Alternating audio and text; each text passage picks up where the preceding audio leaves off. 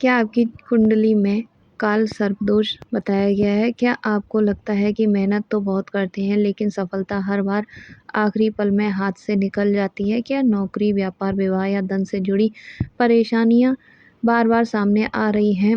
लेकिन एक सवाल, क्या सचमुच काल सर्पदोष ही आपकी सारी परेशानियों की वजह है?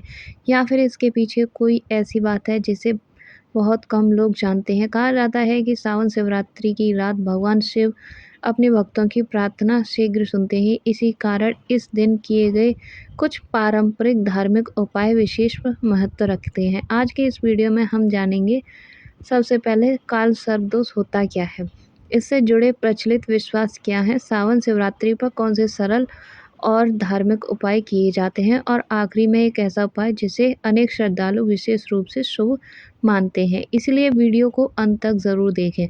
काल सर्पदोष की कहानी पुराणों में समुद्र मंथन की कथा का वर्णन मिलता है। जब देवता और असुरों के बीच अमृत निकला तब राहु ने छल से अमृत पीने का प्रयास किया। भगवान विष्णु ने सुदर्शन चक्र से उसका सिर धड़ से अलग कर दिया। तब से उसका सिर राहु और धड़ केतु कहलाया। ज्योतिष में राहु और केतु को छाया ग्रह माना जाता है। जब जन्म कुंडली में सभी 7 ग्रह इनके बीच आ जाते हैं तो उसे काल सर्पदोष कहा जाता है। लोग किन समस्याओं को इससे जोड़ते हैं? कई बार मानते हैं कि इससे जीवन में बार-बार रुकावटें आती हैं, मेहनत का पूरा फल नहीं मिलता है, नौकरी में अस्थिरता बनी रहती है, व्यापार में उतार-चढ़ाव आते हैं, विवाह में देरी भी हो सकती है, मानसिक तनाव और आत्मविश्वास में कमी महसूस हो सकती है। लेकिन याद रखें, ये केवल पारंपरिक मान्यताएं, किसी भी व्यक्ति का भविष्य केवल एक योग से तय नहीं होता है। सावन शिवरात्रि का महत्व। सावन का महीना भगवान शिव को समर्पित माना जाता है। शिव को नागों के स्वामी भी कहा जाता है, इसलिए राहु, केतु और सर्प संबंधी दोषों की शांति के लिए शिव आराधना का विशेष महत्व माना गया है। मान्यता है कि इस दिन किया गया जप, तप, दान, अभिषेक और शिव नाम का स्मरण पुण्यदायी होता है। अब जानिए आसान उपाय। उपाय नंबर 1, मैं ब्रह्म मुहूर्त में स्नान, यानी सुबह जल्दी उठकर स्नान करें और स्वच्छ वस्त्र पहनें। उपाय नंबर 2, शिवलिंग का अभिषेक, जल, गंगाजल, दूध, यदि आपकी परंपरा में प्रचलित हो, बेलपत्र, धतूरा और आक के पुष्प श्रद्धापूर्वक अर्पित करें। उपाय नंबर 3, 108 बार ओम नमः शिवाय का पूरी श्रद्धा के साथ कम से कम जप करें।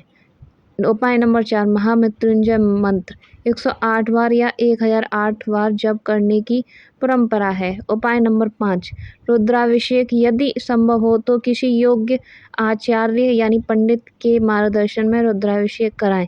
उपाय नंबर 6, गरीबों की सहायता, भोजन, वस्त्र, फल या अपनी क्षमता अनुसार दान करें। उपाय नंबर 7, शिव चालीसा, रात्रि में पूरे परिवार के साथ शिव चालीसा और आरती करें। उपाय नंबर 8, बेलपत्र अर्पित करते समय हर बेलपत्र के साथ ओम नमः शिवाय जप करें।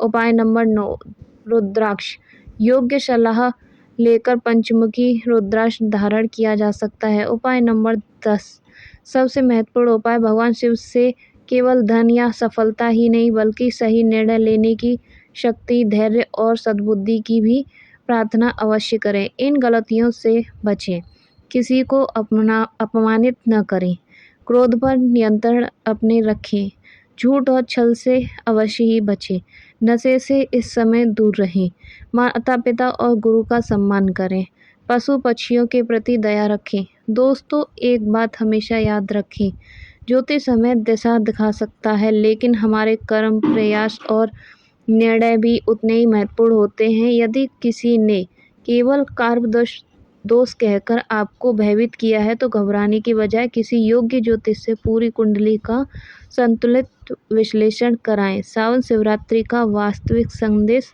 भक्ति, संयम, सेवा और आत्मविश्वास। जब श्रद्धा के साथ अच्छे कर्म जुड़ते हैं तो जीवन में सकारात्मक बदलाव की संभावना बढ़ती है।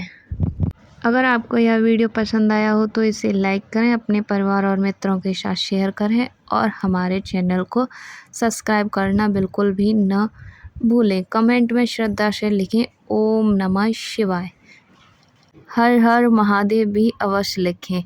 खुश रहें, मस्त रहें।